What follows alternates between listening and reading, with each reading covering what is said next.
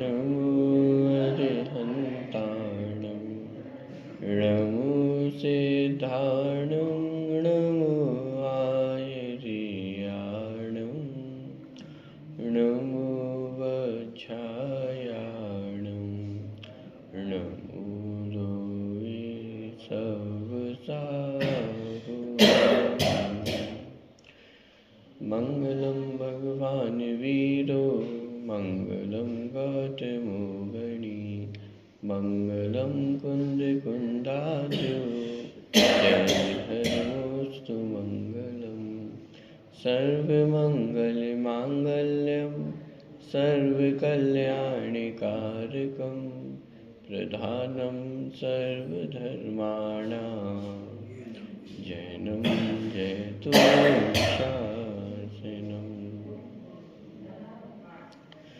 वंदितु सर्वसिद्धे धूमचलमणोमवं गतिं पत्ते गोच्छामि समर्पाहुर्मिणमोत्सुकेवली गणितम्।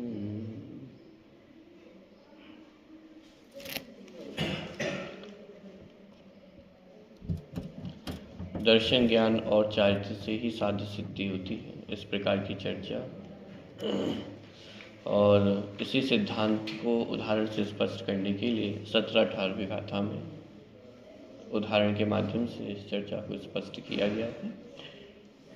गाथा का पाठ एक बार यहाँ से करते हैं। 17 और 18वीं गाथा 225 नंबर का प्रश्न।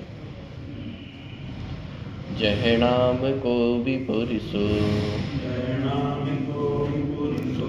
रायाणम जानियून सतहदि तो तम अनुचर दीपुणो अथथियोपयतेन एवं हि जीवराया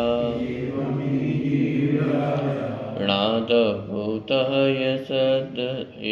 सद्हिदव्यो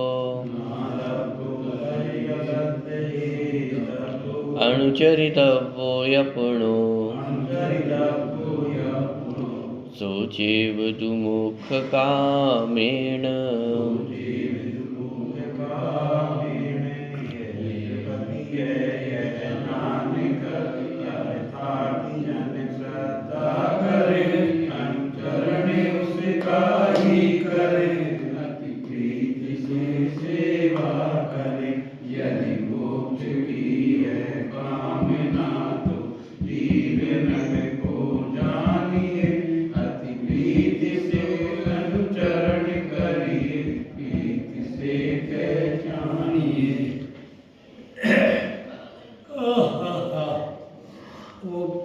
पिछले कलशुभ में और 15-16वीं गाथाओं में जो अपने चर्चा देखी थी कि साध्य की सिद्धि दर्शन ज्ञान और चारित्र से ही होती है, उसी बात को यहाँ पे उदाहरण के माध्यम से स्पष्ट किया जा रहा है कि जिस प्रकार कोई अर्थार्थी जन है, अर्थार्थी जन माने जो धन का अर्थी है, जिसे धन की इच्छा है, तो जो धन का अर्थी जीव है तो वह क्या करता है कि वह राजा को जानता है, राजा को पहचानता है, उसका श्रद्धान करता है और राजा का अनुचरण करता है, उसकी सेवा करता है। तो जिस प्रकार धनार्थी पुरुष राजा को जानकर पहचानकर उसकी श्रद्धा करता है और उसका अनुचरण करता है तो उसे धन की प्राप्ति होती है। उसी तरह हम किसकी कामना करते हैं? चेवदु मोक्ष कामेण, कि यदि मोक्ष की इच्छा है, यदि मोक्ष की है कामना, तो क्या करें कि जीव राजा को जानिए। अब देखिए यहाँ पे इस बात पे भी बल दिया जा रहा है कि मात्र जानने से काम नहीं होने वाला है। कुछ लोग होते हैं कि जो मात्र जानने पे बल देते हैं, करते नहीं हैं। तो मात्र जानने से काम होने वाला नहीं, करना भी पड़ेगा।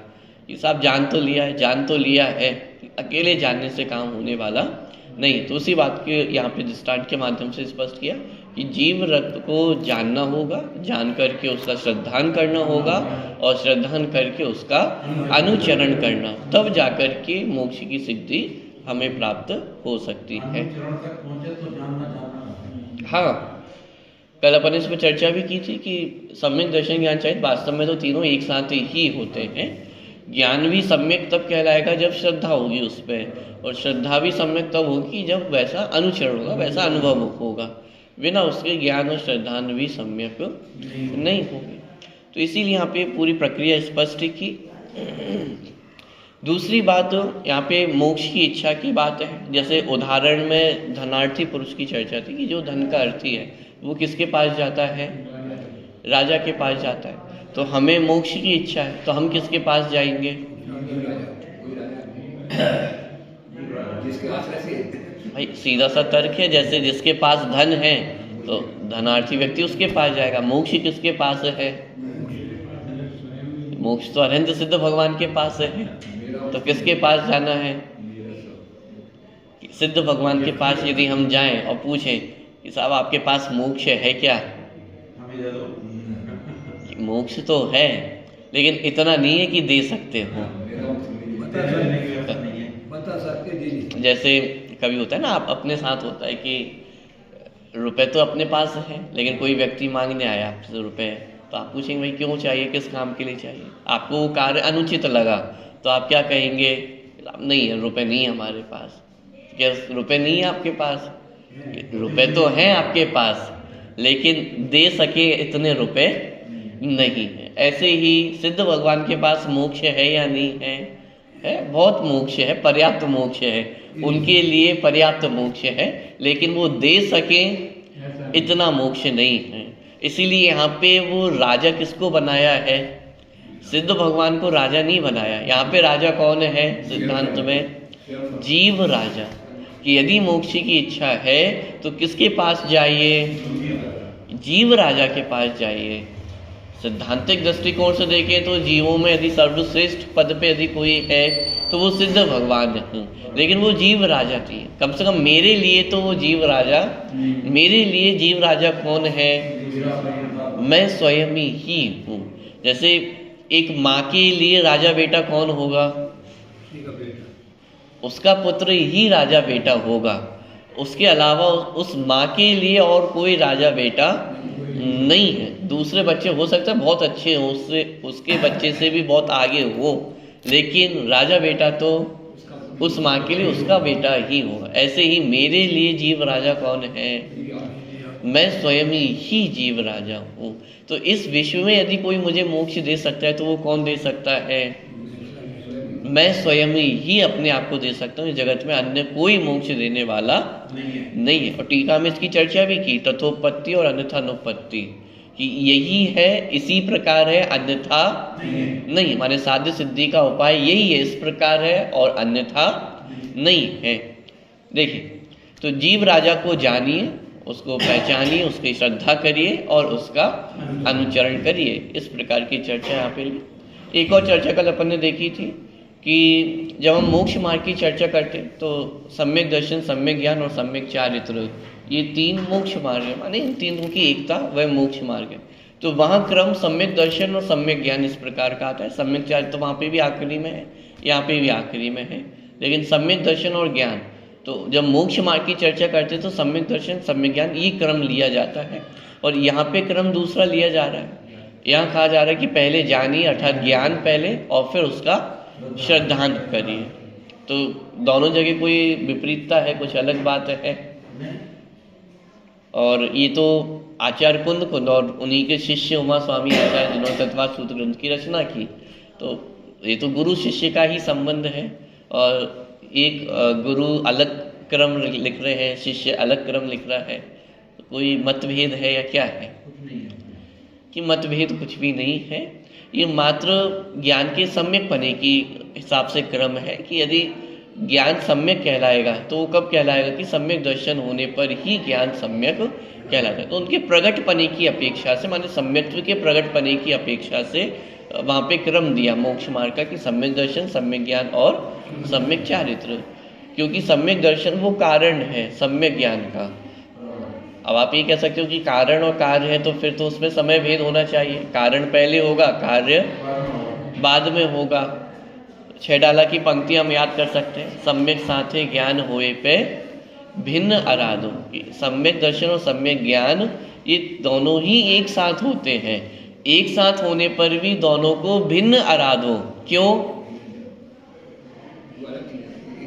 कि श्रद्धा वह कारण है और ज्ञान वह कार्य है। भले ही दोनों एक साथ उत्पन्न होते हैं, लेकिन एक साथ उत्पन्न होने पर भी उनमें कारण कार्य का भेद है। श्रद्धा कारण है। कारण माने कि यदि जो जानकारी मेरे पास है, उस जानकारी पे यदि मुझे भरोसा नहीं है तो ज्ञान किस काम का है? तो ज्ञान को हम सम्यक ज्ञान कैसे कहें? यदि उस ज्ञान पे आपको भरोसा नहीं है तो वो मिथ्या ज्ञान के समान ही तो हो गया है। भले ही सैद्धांतिक दृष्टिकोण से देखा जाए तो वो ज्ञान सम्यक ज्ञान है। मैं आत्मा हूँ, ये सम्यक ज्ञान, एक सच्चा ज्ञान है। लेकिन यदि सच्चे ज्ञान पे मुझे भरोसा नहीं है तो मिथ्या ज्ञान और सम्यक ज्ञान में अंतर क्या रह गया है? वो अंतर पैदा करने वाली श्रद्धा है। यदि उस जानकारी पे, उस ज्ञान पे श्रद्धा है तो वही ज्ञान सम्यक ज्ञान है, और यदि उस जानकारी पे श्रद्धा नहीं है तो वो मिथ्या ज्ञान है। इसलिए सम्यक्त्व के प्रकट पने की अपेक्षा सम्यक दर्शन, सम्यक ज्ञान और सम्यक चारित्र ये क्रम दिया। और पूर्व प्रक्रिया को यदि हम देखें, सम्यक्त्व के प्रकट होने की जो पूर्व प्रक्रिया है उसमें जानकारी पहले होगी, ज्ञान पहले होगा, ज्ञान के बाद श्रद्धा होगा, और फिर श्रद्धा के बाद वैसा ही अनुचरण होगा। कोई कहे कि ज्ञान और श्रद्धांत तो हो जाए और अनुचरण ना हो तो? यदि अनुचरण नहीं हो रहा है इसका मतलब वास्तव में श्रद्धान भी नहीं है, क्योंकि यदि श्रद्धा हो तो अनुचरण होता ही होता है। दिक्कत यह है कि अभी तो हमें श्रद्धा नहीं है। हम बोलते तो हैं कि देवशास्त्र गुरु के हम श्रद्धानी हैं, पक्के दृढ़ श्रद्धानी हैं, लेकिन यदि देवशास्त्र गुरु पे दृढ़ श्रद्धानु होता तो उनके मार्ग का अनुचरण भी निश्चित रूप से होता। ऐसा होता ही नहीं कि श्रद्धा तो है और अनुचरण ना हो। समस्या तो ये है कि अभी वास्तव में हमें देवशास्त्र गुरु का सच्चा श्रद्धान भी नहीं है। तो ये हमें अपने अंदर टटोलना होगा कि क्या हम वास्तव में देवशास्त्र गुरु के श्रद्धानी हैं, और यदि देवशास्त्र गुरु के श्रद्धानी है तो तद अनुरूप अनुचरण भी होता ही होता है। जैसे व्यापार में कोई नई डील आई और आपको जानकारी हुई, और ये जानकारी हुई कि ये डील बहुत प्रॉफिट है, इसमें इस डील में बहुत ज़्यादा प्रॉफिट है, अधिक प्रॉफिट है, जितना मैं डेली कमाता हूँ, जो व्यापार में करता हूँ उससे भी 20 गुना प्रॉफिट मुझे इस डील में मिलने वाला है। तो ये जानकारी हुई, और यदि इस जानकारी पे आपको भरोसा हो गया तो फिर अनुचरण होगा कि नहीं होगा? बहुत कठिन है साहब, डील मिलना आसान नहीं है, बहुत कठिन कार्य है, बहुत कुछ आपको झोंकना पड़ेगा अपने आप को, कुछ भी हो जाए, लेकिन उस डील के प्रति वो अनुचरण होगा ही होगा। क्यों? क्योंकि आपको श्रद्धान हो गया है कि इसमें प्रॉफिट है। ऐसे ही जिनेन भगवान द्वारा बताया गया जो वीतरागी मार्ग है, तो उसमें मेरा फायदा है या नहीं है, प्रॉफिट है या नहीं है? यदि वो श्रद्धान है कि हाँ जिनेन भगवान द्वारा जो बताया गया वीतरागी मार्ग है इसमें मेरा फायदा होगा ही होगा, यदि ऐसी श्रद्धा है तो वैसा अनुचरण भी होगा ही होगा। तो वैसी श्रद्धा भी, जैसी श्रद्धा हुई तो वैसा अनुचरण भी होगा ही होगा। चलिए, टीका की चर्चा अपनी चल रही थी। 2 पैराग्राफ कल अपन ने पूरे पढ़ भी लिए थे, एक बार उनको दोबारा पढ़ते हुए फिर अपन अंतिम पैराग्राफ की ओर आगे बढ़ेंगे। 226 नंबर का पेज, आत्मख्याति टीका कांश जो अपन पढ़ रहे थे, नीचे से दूसरा पैराग्राफ।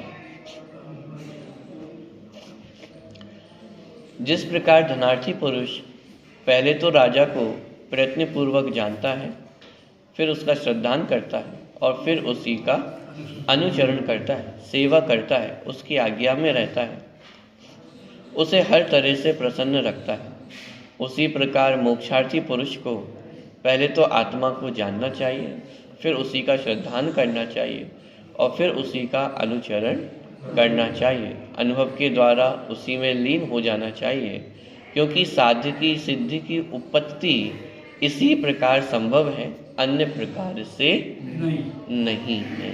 ये पूरी प्रक्रिया कल अपन पढ़ चुके हैं, इसलिए मैं ज़्यादा विस्तार में नहीं जा रहा हूँ।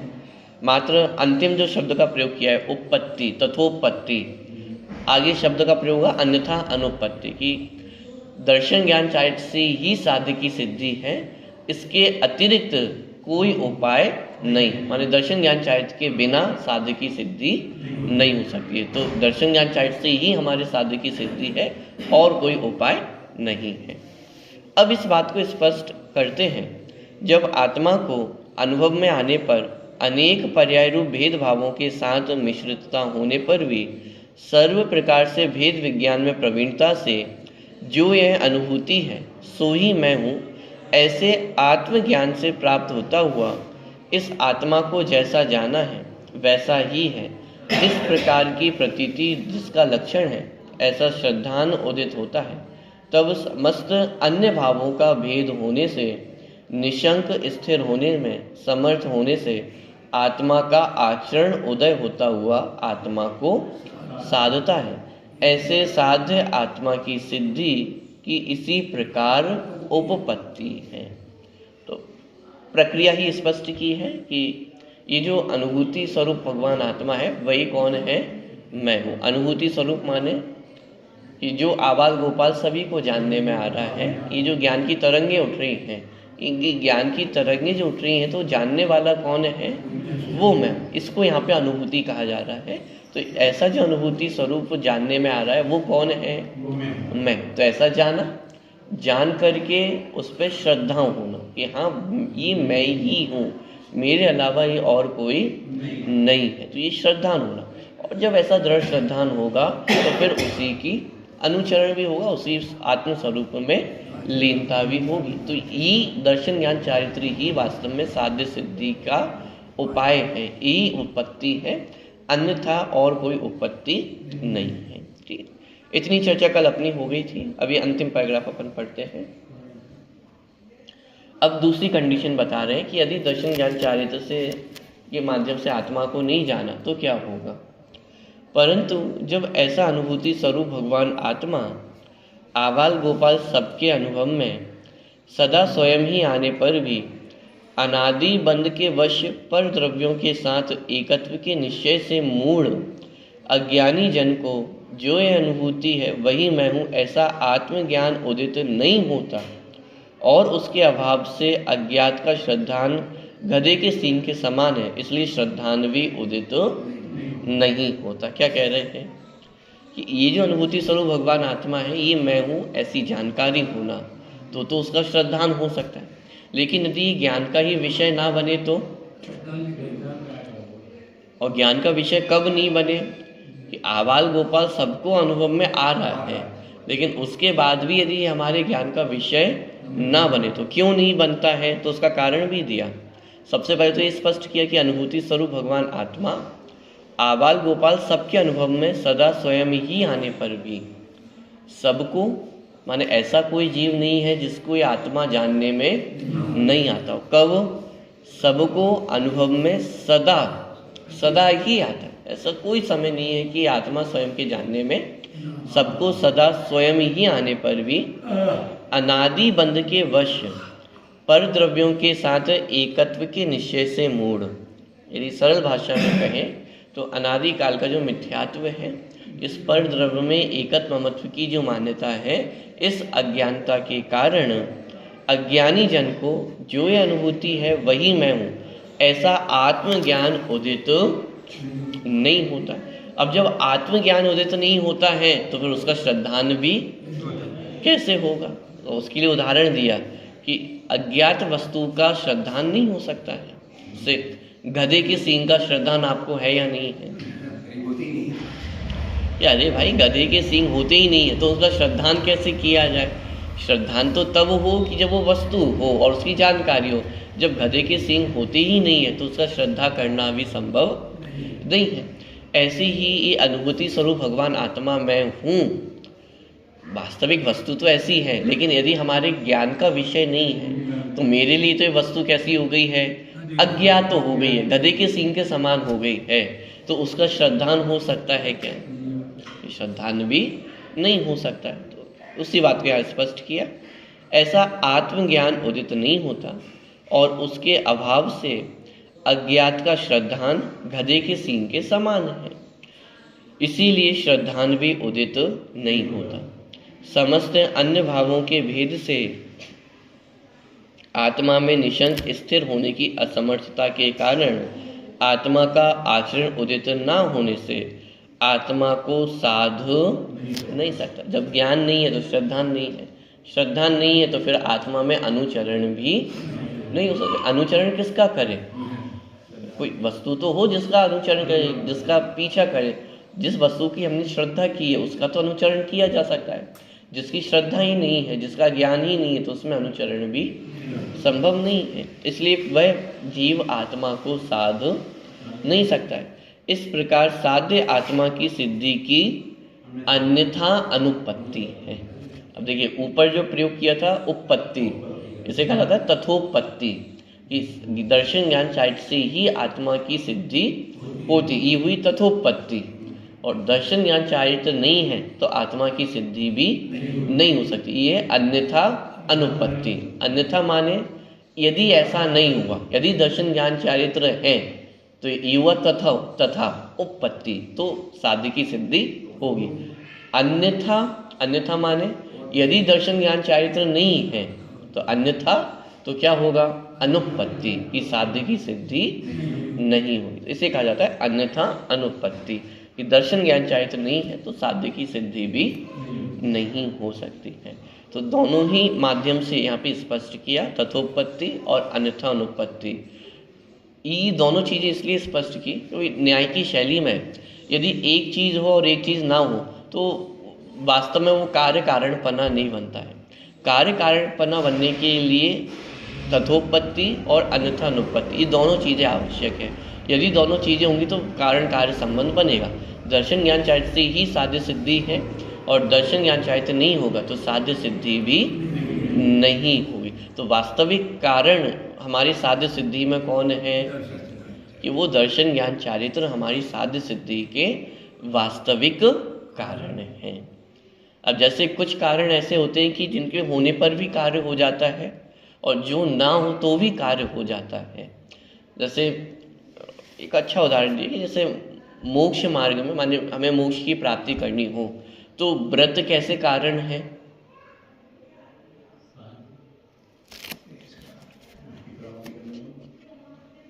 व्रत कैसे कारण है?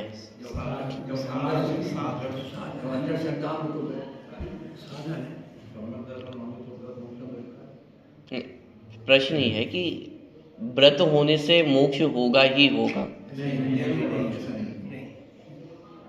क्वेश्चन समझ में आ रहा है?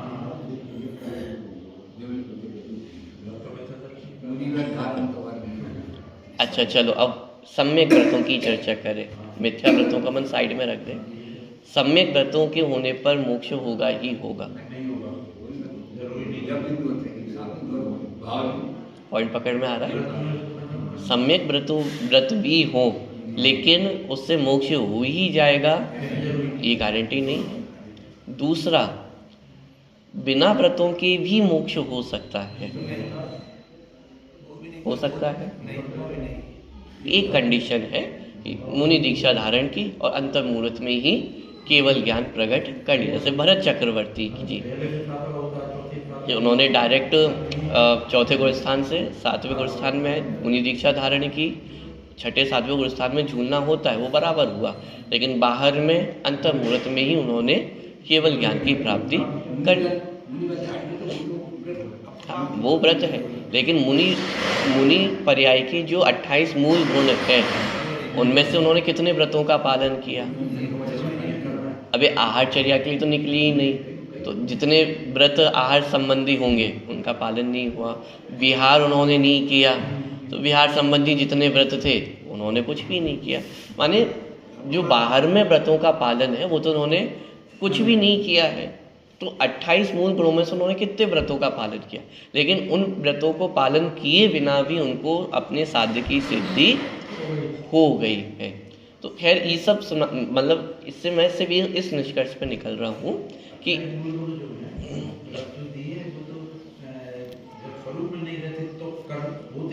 हाँ, तो ये निष्कर्ष हमारा ये निकला कि कारण कार्य संबंध यदि हमें बनाना है तो उसके लिए तथोपत्ति और अन्यथा अनुपत्ति ये दोनों चीज़ें उस पर फिट होनी चाहिए। यदि एक भी वस्तु उस पर फिट नहीं होगी तो वास्तव में कारण कार्यपना नहीं बन सकता है। अब दर्शन ज्ञान चारित्र के साथ मोक्ष मार्ग को जोड़ करके देखें, क्या दर्शन ज्ञान चारित्र के बिना मोक्ष की प्राप्ति हो सकती है? और जिसको दर्शन ज्ञान चारित्र है तो वहाँ 50-50 है कि हो भी सकता है मोक्ष और ना भी हो, कि जहाँ दर्शन ज्ञान चारित्र है तो वहाँ तो मोक्ष की प्राप्ति होगी ही होगी, ये गारंटी है। और यदि दर्शन ज्ञान चारित्र नहीं है तो मोक्ष की प्राप्ति निश्चित है कि संभव ही नहीं है। तो ये तथोपत्ति और अन्यथानुपत्ति की इससे ही साध्य सिद्धि है, इसके बिना साध्य सिद्धि नहीं है। अब देखिए कुछ जगह अन्यथानुपत्ति हो सकती है लेकिन तथोपत्ति नहीं हो, जैसे मुनि दशा। क्या बिना मुनि दशा के मोक्ष की प्राप्ति हो सकती है? अन्यथानुपत्ति तो है, बिना मुनि दशा के मोक्ष की प्राप्ति नहीं हो सकती। लेकिन तथोपत्ति जो जो मुनि दशा धारण कर ले उस सबको मोक्ष की प्राप्ति हो जाएगी। अन्यथानुपत्ति तो है कि बिना मुनि दशा के मोक्ष की प्राप्ति नहीं हो सकती, लेकिन तथोपत्ति जो जो मुनि दीक्षा धारण कर ले उसे मोक्ष की प्राप्ति हो ही जाए ऐसा जरूरी नहीं है। लेकिन दर्शन ज्ञान चारित्र के साथ दोनों चीजें हैं। दर्शन ज्ञान चारित्र होगा तो साध्य सिद्धि होगी ही होगी, और यदि दर्शन ज्ञान चारित्र नहीं होगा तो साध्य सिद्धि नहीं होगी। तो ये कारण कार्यपना मुनि दशा के साथ वास्तविक कारण कार्यपना नहीं है। वास्तविक यदि कोई कारण है साध्य सिद्धि का तो क्या है? दर्शन ज्ञान चारित्र। यदि दर्शन ज्ञान चारित्र है तो साध्य सिद्धि है। अब इसको अन्यथा नहीं लेना तो क्या हम बिना मुनि दीक्षा के सिद्ध दशा को प्राप्त हो सकते हैं? जब बिना व्रतों के साध्य की सिद्धि हो सकती है। जिसके जीवन में दर्शन ज्ञान चारित्र है उसके जीवन में यथाशक्ति इन सारी चीजें होंगी ही होंगी।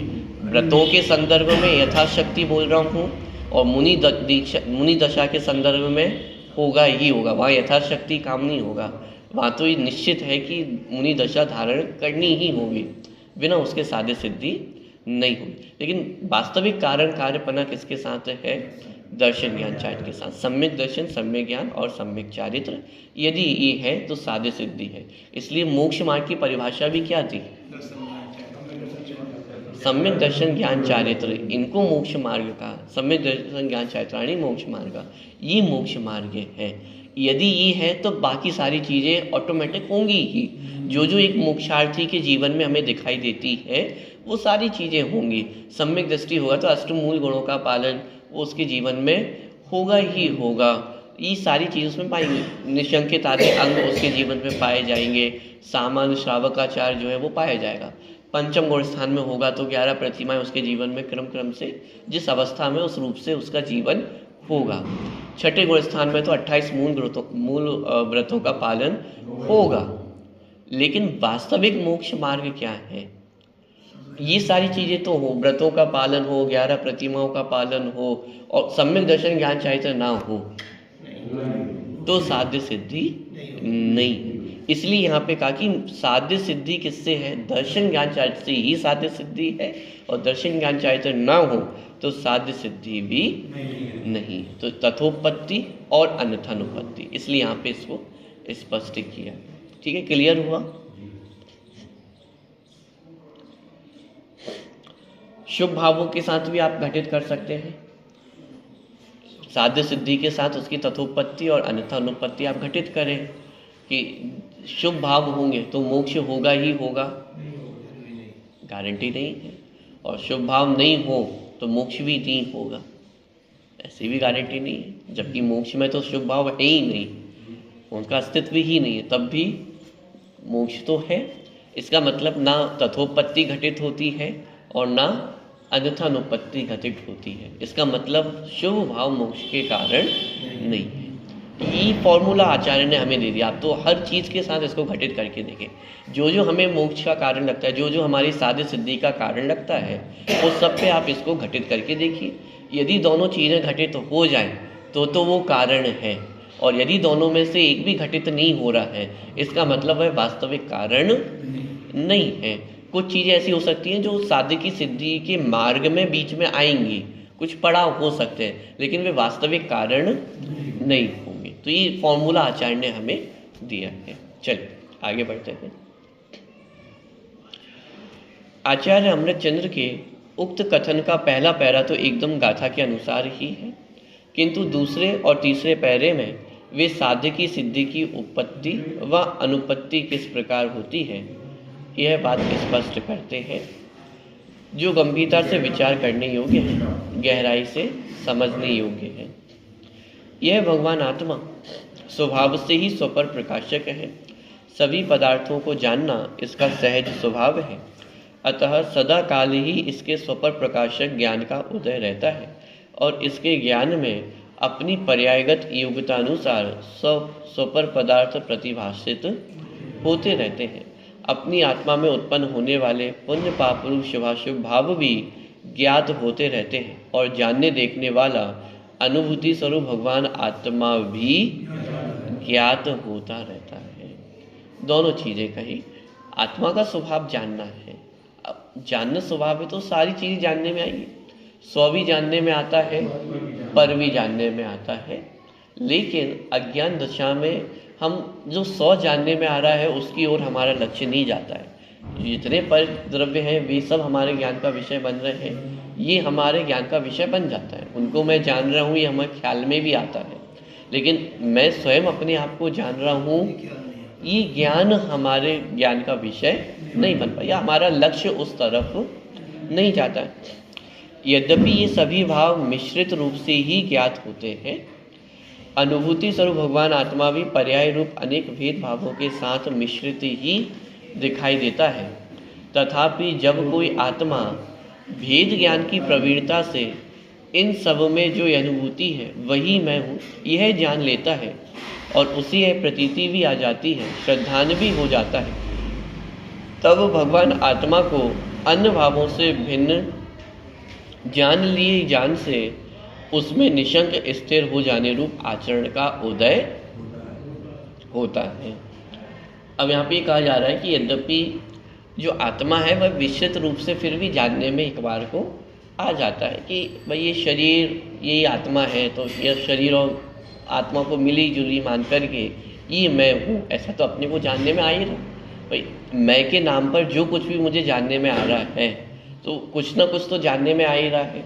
जब मैं ये कह रहा हूँ कि मैं हूँ, तो इसका मतलब कुछ तो मैं का ज्ञान हो रहा है। अब वो कैसा ज्ञान हो रहा है? वो मिला जुला हुआ ज्ञान हो रहा है कि ये शरीर और आत्मा को मिला करके या शरीर ही मैं हूँ, जो कुछ भी मैं का ज्ञान हो रहा है। तो मैं का ज्ञान होता ये अलग बात है, लेकिन वास्तविक ज्ञान हो रहा है क्या? तो इसलिए यहाँ पे लिखा भेद ज्ञान की प्रवीणता से, कि जो व्यक्ति भेद ज्ञान की प्रवीणता से, जो मिली जुली सरकार थी, जो मिला जुला ज्ञान हो रहा था स्वयं का, मैं का, उसमें भेद ज्ञान की प्रवीणता से जो मैं नहीं हूँ उसको अलग करके जो मैं हूँ उसका ज्ञान होता है, उसे कह रहे हैं अनुभूति। पॉइंट पकड़ में आ रहा है? तो मैं शरीर वाला नहीं हूँ, मैं कषाय वाला नहीं हूँ, भाव कर्म से भिन्न हूँ, गुण पर्याय के भेद से भी कैसा हूँ? भिन्न। तो भेद ज्ञान की प्रवीणता से सारी चीज़ों को अलग करते हुए एक जो शुद्ध ज्ञायक तत्व है वहाँ तक पहुँचते हैं, और जब उस शुद्ध ज्ञायक तत्व का श्रद्धान होता है तब उसकी प्रतीति भी होगी, उसकी अनुभूति भी होगी।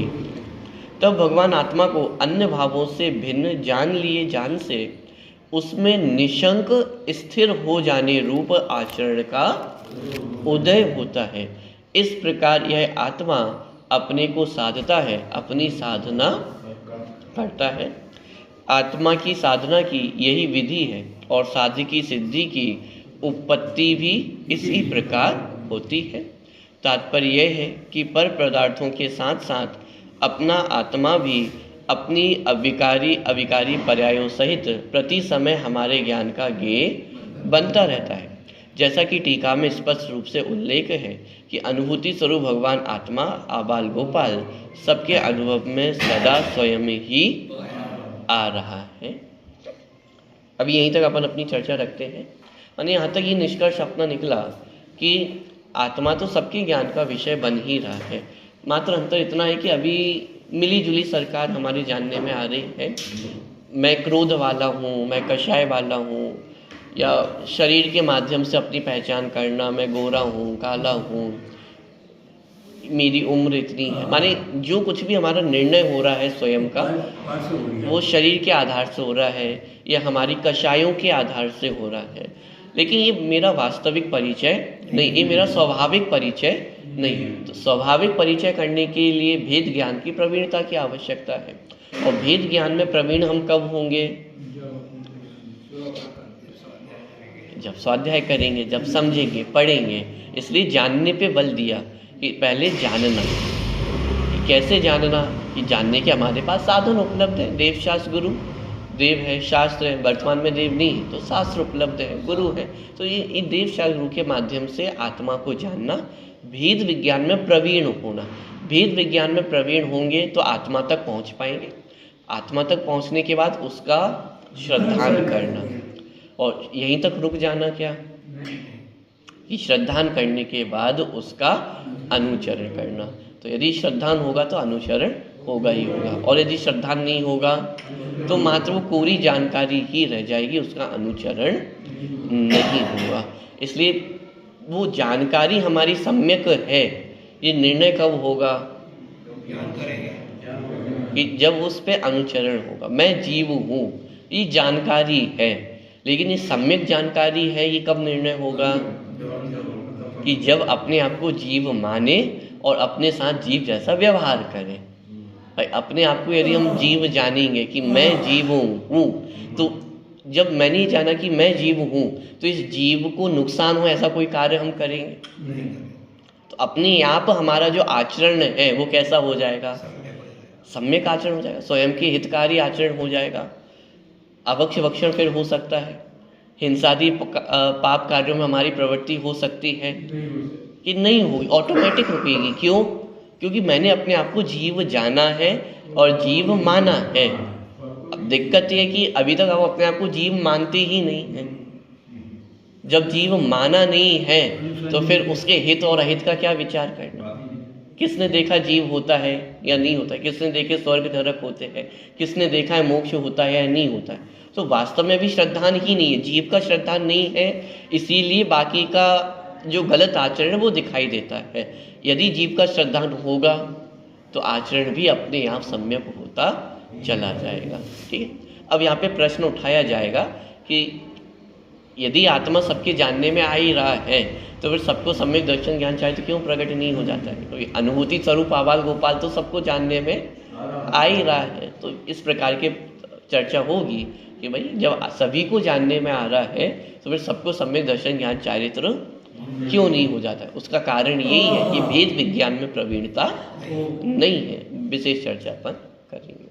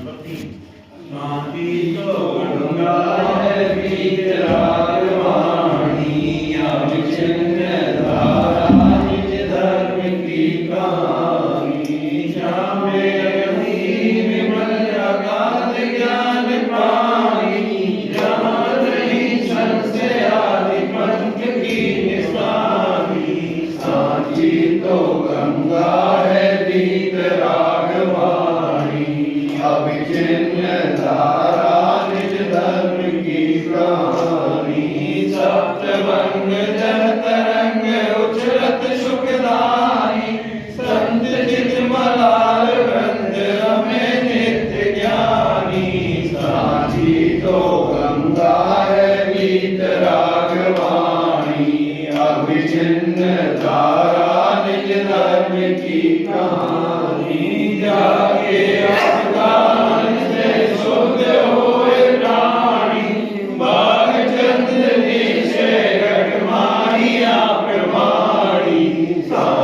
तो गंगा